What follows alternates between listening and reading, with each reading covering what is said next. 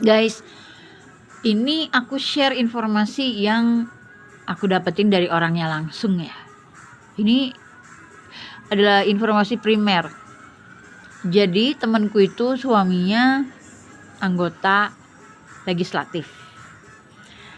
Jadi aku baru tahu ada sistem seperti ini dan sangat-sangat terkejut.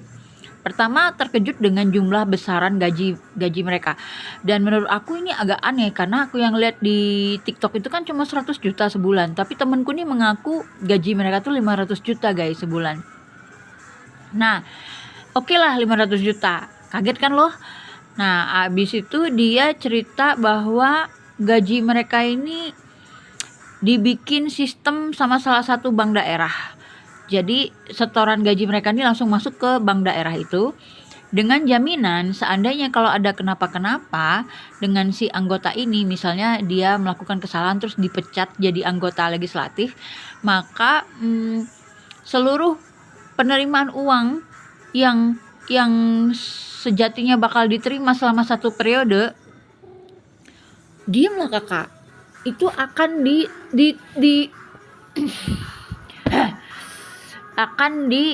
diberikan semuanya kepada anggota itu. Jadi misalnya gini, kan periodenya 5 tahun tuh. Dapat 500 juta setiap bulan selama 5 tahun. Nah, uang 500 juta ini kamu nggak boleh ambil, tapi kamu simpen di bank daerah tersebut.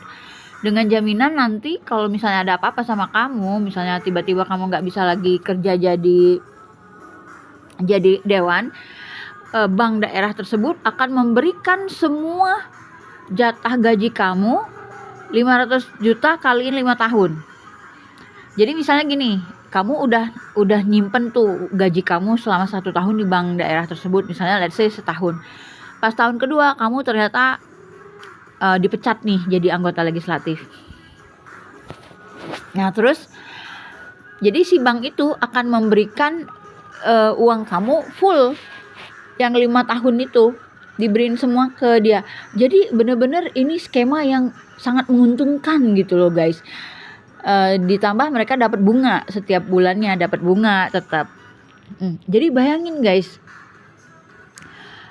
gila kan? Aku pas denger ceritanya gila. Terus temanku bilang gini, enak loh jadi anggota legislatif itu. Kenapa? Aku bilang enaknya apa? Ya kan kerjanya cuma 2 tahun, cuma 2 kali dalam setahun. Hah? Aku asli guys kayak orang bego banget. Hah? 2 kali kerja dapat gaji setiap bulan 500 juta. Iya, dia bilang anggota legislatif tuh guys, kayak anggota DPR MPR itu turun ke masyarakat itu sebenarnya cuma 2 kali dalam setahun. Terus ngapain aja, aku bilang, kerjanya yang 2 kali dalam setahun itu? Nggak ngapa-ngapain, dia bilang. Nggak ngapa-ngapain, dia bilang. Cuman ini aja, cuman ngedengerin aja aspirasi dari masyarakat apa, keluhannya apa, kayak gitu. Oh gitu, iya. Udah abis itu diapain? Di follow up nggak? Aku bilang. Ya enggak, cuma dilaporin aja ke pusat. Jadi guys, aku sangat mengerti kenapa zaman sekarang orang begitu bernafsu pengen menjadi anggota rakyat, wakil rakyat. Wakil rakyat mana yang diwakili juga aku nggak ngerti. Yang pasti ini sangat melukai rakyat Indonesia. At the same time, itu pajak akan diperes abis-abisan. Target pajak naik banget. UMKM kaki 5 semua akan dipajakin sekarang ini. TikTok Shop dipajakin. Ngeri banget sih guys aslinya. Jadi apa yang aku sampaikan ini aku dapatnya dari orangnya langsung ya guys. Bukan dari dengar enggak, ini dari orang yang bersangkutan, walaupun aku nggak bisa sebutin orangnya siapa gitu ya. Tapi sistem seperti ini menurut aku sih gila banget nih, anggota wakil rakyat semprul ini. Aku nggak ngerti. Bayangin ya, di luar mereka dapat gaji besar, mereka punya sistem untuk mengamankan penghasilan mereka ini. Jadi kamu bisa bayangin, kamu taruh di bank, setiap gajian kamu nggak ambil karena sebenarnya kamu kan udah punya kekayaan sendiri, nggak perlu gaji dari pemerintah, dari rakyat, dari pajak rakyat. Nah, uang itu kamu tabung tuh, depositoin lah di sebuah bank daerah.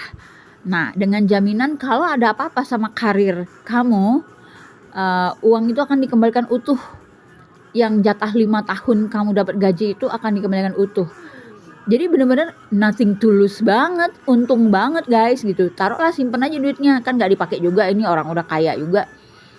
Terus at the end of the term itu uangnya balik lagi semua plus bunga-bunganya. Dan kalau kamu dipecat, ada sesuatu dengan kamu, itu kayak asuransi. Kamu tetap dapetin jatah 5 tahun dengan 500 juta sebulan. Dan sekarang rakyat kecil makin menjerit. Aduh, aku gimana ya denger kayak gini tuh langsung belongok. Aku bilang, oh pantes ya ada temenku yang sebenarnya nggak terlalu, sebenarnya bukan nggak terlalu, sangat tidak cocok untuk jadi wakil rakyat tuh, nafsu guys, pengen maju jadi caleg gitu loh. Karena segitu banyak apa ya, keuntungan atau privilege yang didapatkan kalau kamu sebagai wakil rakyat semprul gitu ya. Tapi balik lagi, kalau kita pikir-pikir, hidup ini kan sebenarnya buat menabung kebaikan ya. Kalau sampai kayak gitu, ntar ngadep Allahnya gimana? Nah, tapi yang pasti mereka tetap untung guys. Apapun yang terjadi intinya mereka sangat pintar, sangat punya sistem yang menguatkan mereka, bukan melemahkan mereka. Jadi bayangin, benar-benar edan ini pas aku denger cerita ini. Hah? Gitu.